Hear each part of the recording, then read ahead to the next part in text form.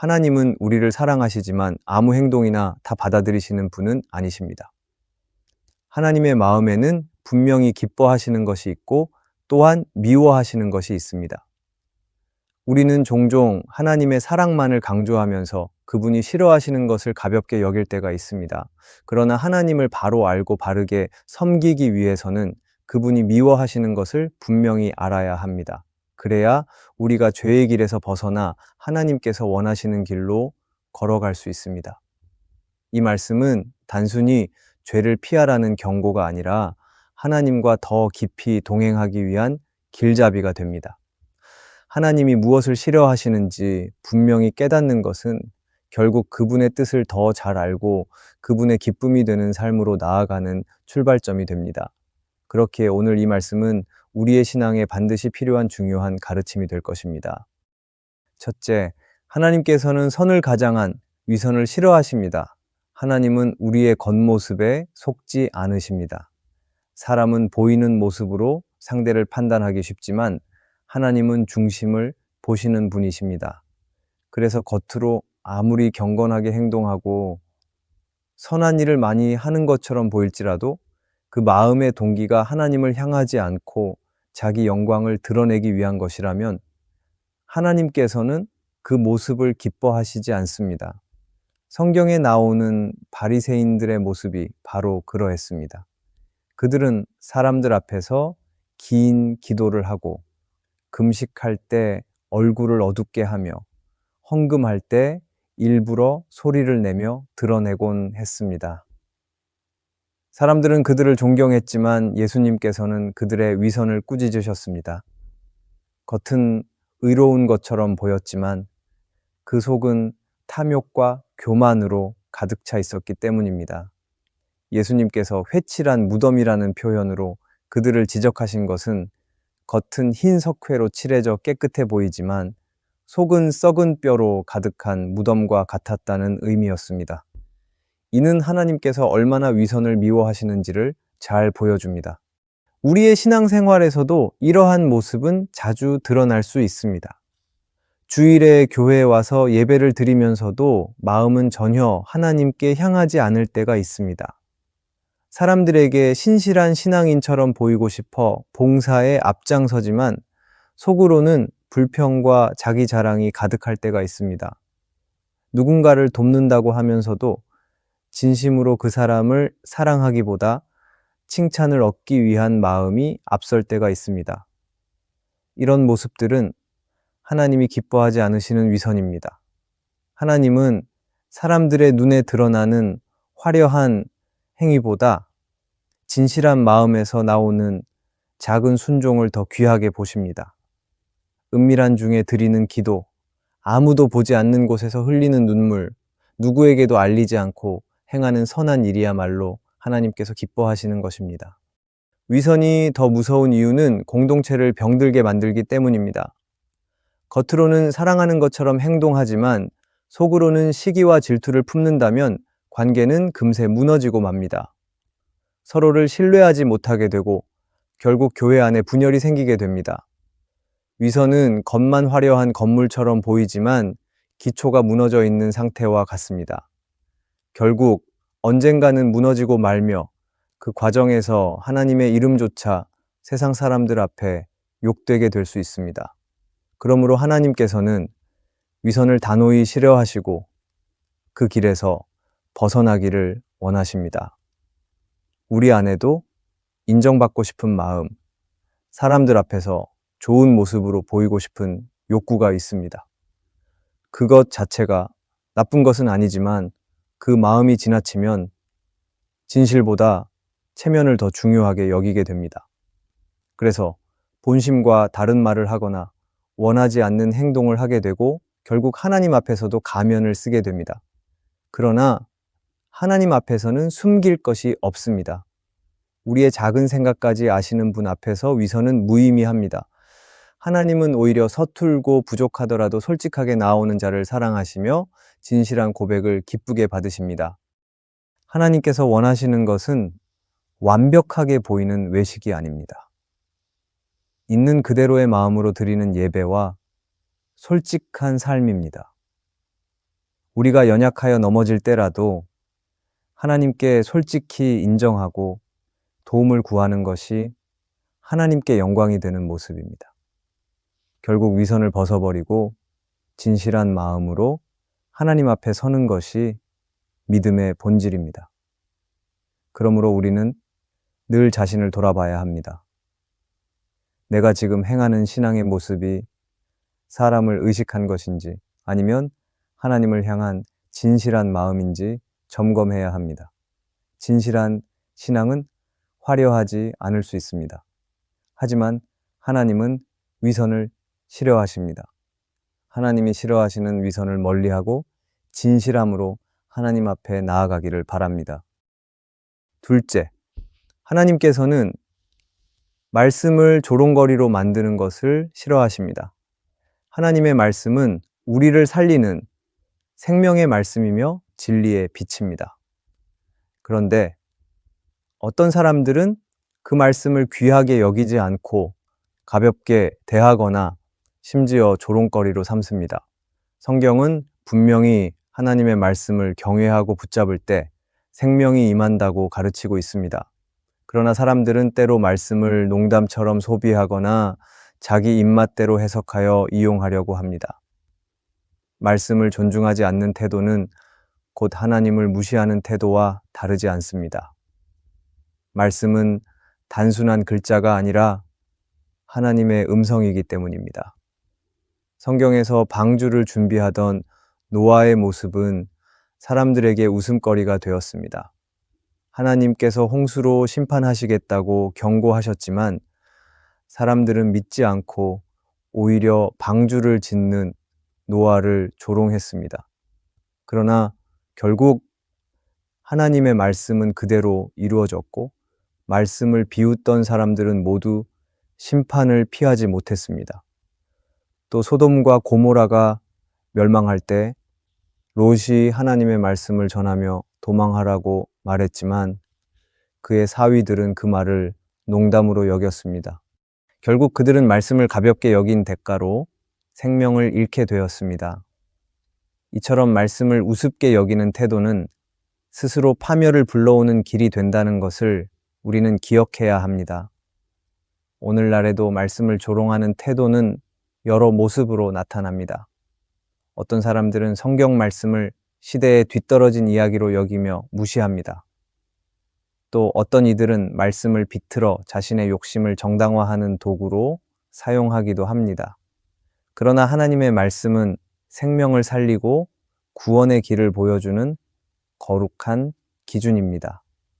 하나님께서는 말씀을 희롱하는 태도를 기뻐하지 않으십니다. 하나님은 우리가 말씀을 경외하는 태도로 대하기를 원하십니다.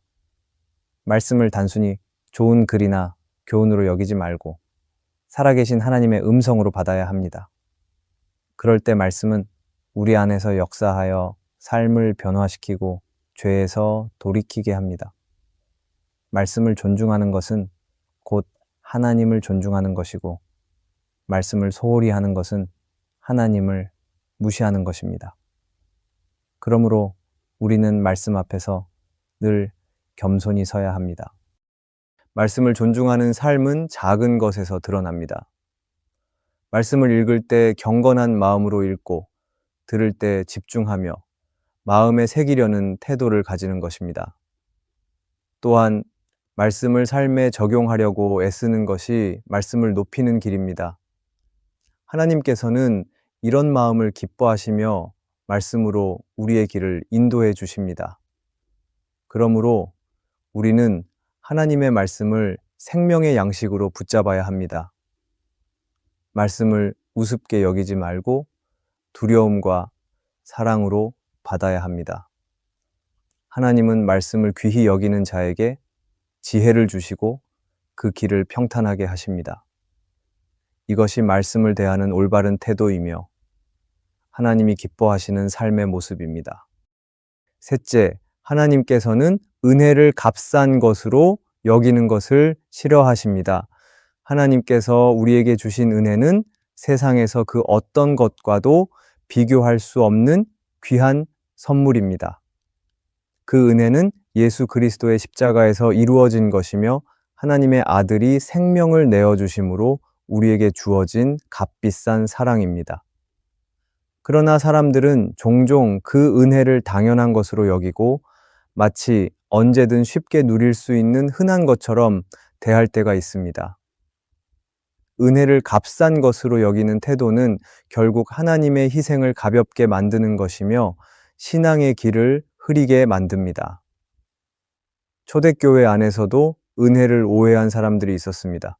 사도 바울이 로마서에서 경고한 것처럼 어떤 이들은 은혜가 많아지려면 죄를 더 지어도 괜찮다고 주장했습니다. 은혜를 죄를 정당화하는 핑계로 삼았던 것입니다. 그러나 바울은 단호히 말했습니다. 우리가 은혜로 구원받았으니 이제는 죄에 대하여 죽은 자처럼 살아야 한다고, 더 이상 죄의 종으로 살지 말고 의의 종으로 살아야 한다고 가르쳤습니다. 은혜는 죄를 계속 지어도 괜찮다는 허락이 아니라 죄에서 해방된 자로 거룩하게 살도록 주어진 능력입니다. 은혜를 값싼 것으로 여길 때 신앙은 방종으로 흐르고 결국 믿음을 잃게 됩니다. 오늘 우리의 삶에서도 은혜를 가볍게 여기는 모습은 다양하게 나타납니다. 예배를 드리면서도 하나님이 주신 은혜의 자리를 소홀히 여길 때가 있습니다. 기도할 수 있는 시간이 주어졌음에도 그 은혜를 귀하게 여기지 않고 무시할 때가 있습니다. 또 어떤 사람들은 하나님의 용서를 쉽게 얻을 수 있다는 생각에 죄를 대수롭지 않게 여기고 반복하기도 합니다. 그러나 하나님의 은혜는 값없는 것이 아니라 값비싼 대가로 주어진 것입니다. 예수님께서 흘리신 피와 죽음이 있었기에 우리가 누릴 수 있는 것입니다. 디트리히 본회퍼는 그의 책에서 값싼 은혜와 값비싼 은혜를 구분하며 설명했습니다. 값싼 은혜는 회개 없는 용서, 제자됨 없는 은혜, 십자가 없는 은혜를 말합니다. 그러나 값비싼 은혜는 제자의 길을 요구하며 우리의 삶 전체를 하나님께 드리게 합니다. 값비싼 은혜는 우리를 죄에서 자유롭게 할 뿐 아니라 하나님께 순종하는 삶으로 이끌어 갑니다. 이 말은 곧 하나님의 은혜는 단순히 편안함을 주는 것이 아니라 삶을 변화시키는 능력이라는 뜻입니다. 은혜를 값싼 것으로 여기는 순간 신앙은 껍데기만 남고 그 힘과 능력을 잃게 됩니다. 은혜를 올바르게 아는 사람은 감사로 살아갑니다. 작은 것에도 감사하며 받은 은혜를 잊지 않고 살아갑니다. 은혜를 값비싸게 여길 때 우리는 더욱 조심히 살아가며 죄를 멀리하고 거룩을 선택하게 됩니다. 또한 은혜를 귀하게 여기는 사람은 자신만을 위해 살지 않고 다른 이들을 섬기며 나눕니다. 왜냐하면 자신이 받은 은혜가 크다는 사실을 알기에 그 사랑을 흘려보내는 삶을 살게 되기 때문입니다. 하나님께서 싫어하시는 것은 우리가 은혜를 무시하고 가볍게 여기는 태도입니다. 은혜를 값싼 것으로 만들 때 우리는 하나님을 모독하는 것이며 예수님의 희생을 헛되게 만드는 것입니다. 그러나 은혜를 귀히 여길 때 우리의 삶은 달라집니다. 죄를 대하는 태도가 달라지고 하나님 앞에 서는 자세가 달라집니다. 또한 받은 은혜에 합당한 삶을 살고자 애쓰게 됩니다. 그러므로 우리는 하나님의 은혜를 값싼 것으로 만들지 말아야 합니다. 그 은혜는 값없이 받은 것이지만 결코 값싼 것이 아닙니다. 은혜를 깊이 묵상하고 감사하며 그 은혜에 합당한 삶으로 응답해야 합니다.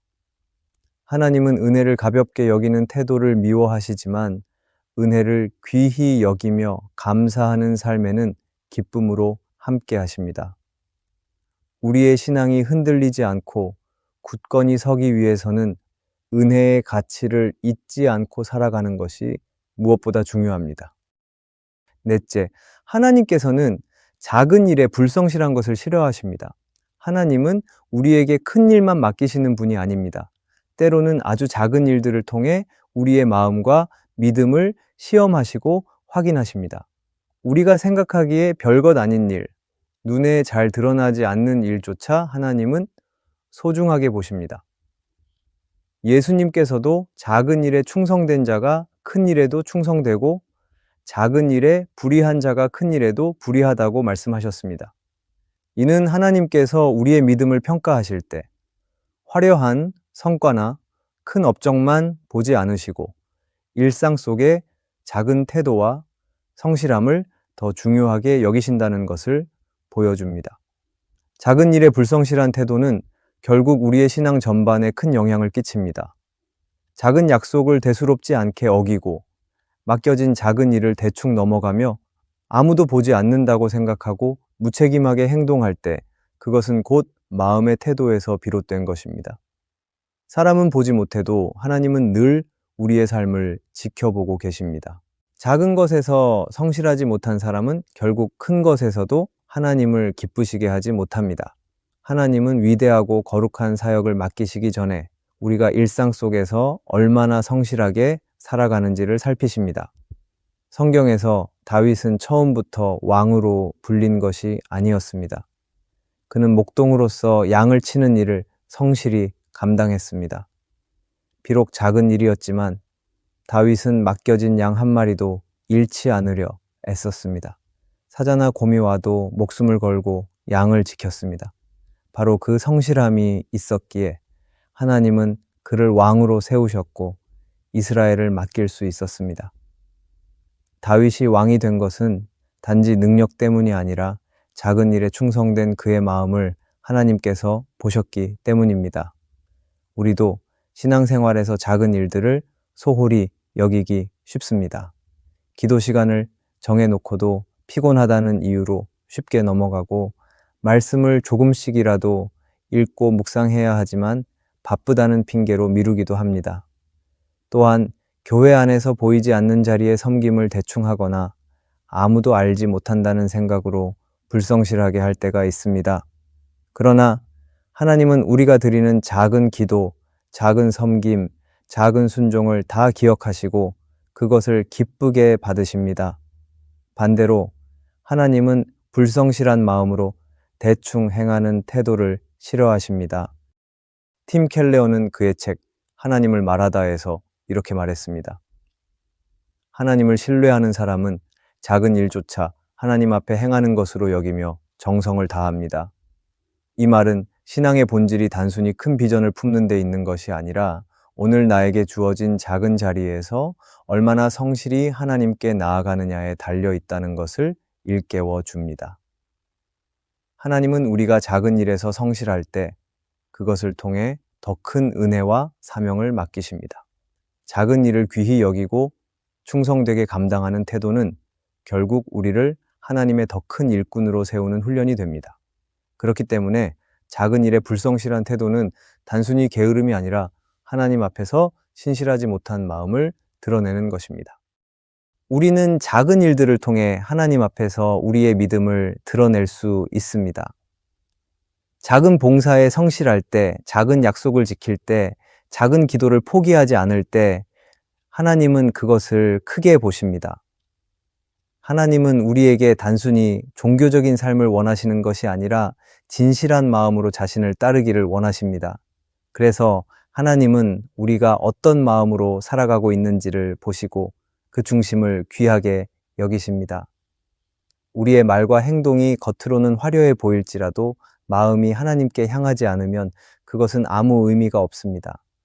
하나님이 싫어하시는 길을 따르는 것은 결국 우리를 멀리 돌려놓고 하나님과의 관계를 무너뜨리는 길이 되기 때문입니다. 그러므로 우리는 늘 하나님 앞에서 정직하게 서야 합니다. 말씀을 가볍게 대하지 않고 은혜를 흔한 것으로 만들지 않으며 작은 일에도 성실한 태도를 지켜야 합니다. 그렇게 할 때 하나님께서 기뻐하시는 삶으로 나아갈 수 있습니다. 하나님은 우리가 그분의 뜻을 따르고자 할 때 기쁨으로 응답하시고 우리 삶에 평안과 힘을 주십니다. 오늘 이 말씀을 통해 우리는 하나님이 싫어하시는 것을 멀리하고 하나님이 원하시는 삶을 향해 더욱 나아가야 합니다. 우리의 매일의 선택과 걸음이 하나님 앞에서 진실하게 세워질 때 그 길에서 우리는 하나님의 은혜와 동행을 경험하게 될 것입니다. 오늘의 말씀이 은혜가 되셨다면 댓글에 아멘이라고 적어주시면 감사하겠습니다. 여러분들이 남겨주시는 댓글은 정말 큰 힘이 됩니다. 그리고 여러분들이 눌러주시는 좋아요와 구독도 큰 힘이 됩니다. 오늘도 함께 해주셔서 감사합니다. 기도하겠습니다. 사랑의 하나님, 우리의 삶이 주님 앞에서 합당하게 세워지기를 원합니다. 하나님께서 싫어하시는 행동을 멀리하고 언제나 주님의 말씀에 순종하게 하옵소서. 우리의 마음과 걸음이 하나님의 기쁨이 되는 삶으로 드려지기를 간절히 구합니다. 예수님의 이름으로 기도합니다. 아멘.